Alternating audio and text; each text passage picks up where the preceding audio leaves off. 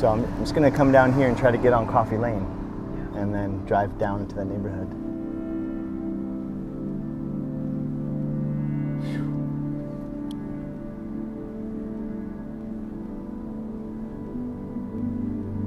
Let's see, we got the road closed.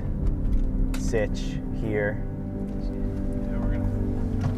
What do you guys think?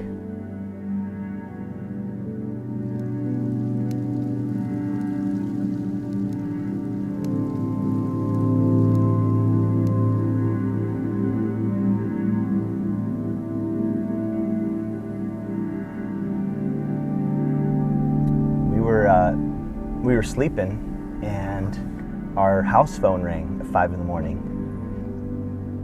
And Lauren, my wife Lauren, and I, we both had the same thought. Well, if it's an emergency, they'll call back. And 2 minutes later, it rang again. I was like, "Oop, we're eyes open in bed." Lauren went and picked up the phone, and it was my sister saying, "We're packing up. We're on our way. Santa Rosa's on fire. We need to get out of here."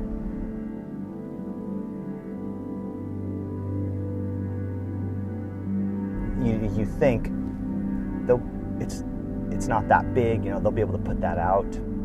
That's your first thought is this will just pass today or something. So we got our kids up, let them know that their cousins were on their way over and why, but not to worry, that everyone's okay and everything's okay. Where are you at?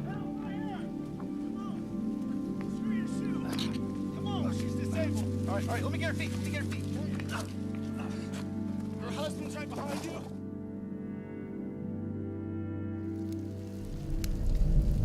It's been waiting for its moment, being that we're in this fire ecology.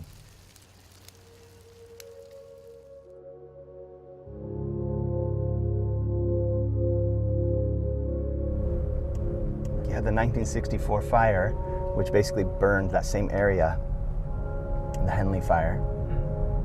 And then in these last 40 years, there's been like no management, because we don't have any of the management tools in place anymore, the ecological ones or the human ones. And so in lieu of management, those forests grew rapidly and close together, highly congested. When there's no management and all these young little trees have a chance to grow up, they start crowding each other out. And as they crowd each other out, some of them start to get a little sickly, some of them start to die off, and they create these fire ladders. We've got a fir tree growing in the shade of other firs and oaks, and it has all these low branches, and look at this. These branches, they can't survive in the shade, so they just die. And it's essentially a ladder that the fire can follow right up into the crown of the tree. For thousands of years, these ecosystems were managed by a whole set of different organisms. The grizzly bear used to be throughout all of California. They'll get into these little rotting trees and they'll break them onto the ground and they'll rip them up and they'll look for grubs and they'll look for mushrooms. And they're part of that understory management. So we don't have bear doing that. In the grasslands, we don't have our herds of elk that we used to have in our antelope that would stomp the grass into the ground, that would manage that thatch layer, that buildup of organic matter that happens over time. So without those big animals, we don't get that management regime again. And we've taken the land away from the indigenous people. And the indigenous people of these ecologies understood the role of fire.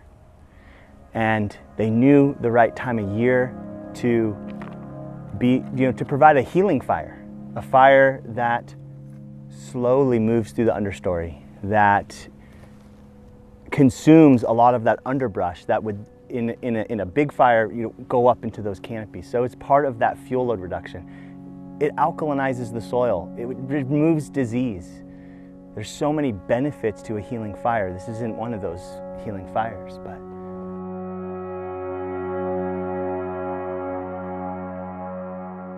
when we look out into these forests and we see them all congested, that's not healthy.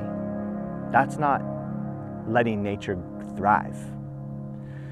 That's missing the point. So a healthy forest is one that has relationship to people at this time, relationship to animals. So the opportunity here in the wake-up call is multifaceted, and there's massive opportunity in the conversation around our development and how we build inside fire ecologies. And then there's an opportunity to see ourselves as part of the ecosystem.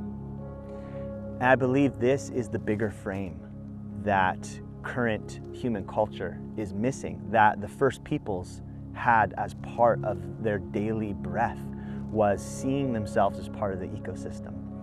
And we've forgotten that we are nature, that our hands and our feet are a part of the pattern of the forest, are a part of the pattern of the meadow.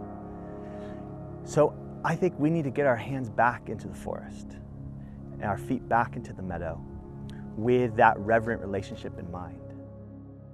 So are these catastrophic fires going to wake up the community to their own nature? I don't know. But it's an opportunity that we have now to have this conversation and rebuild our relationship with our ecologies.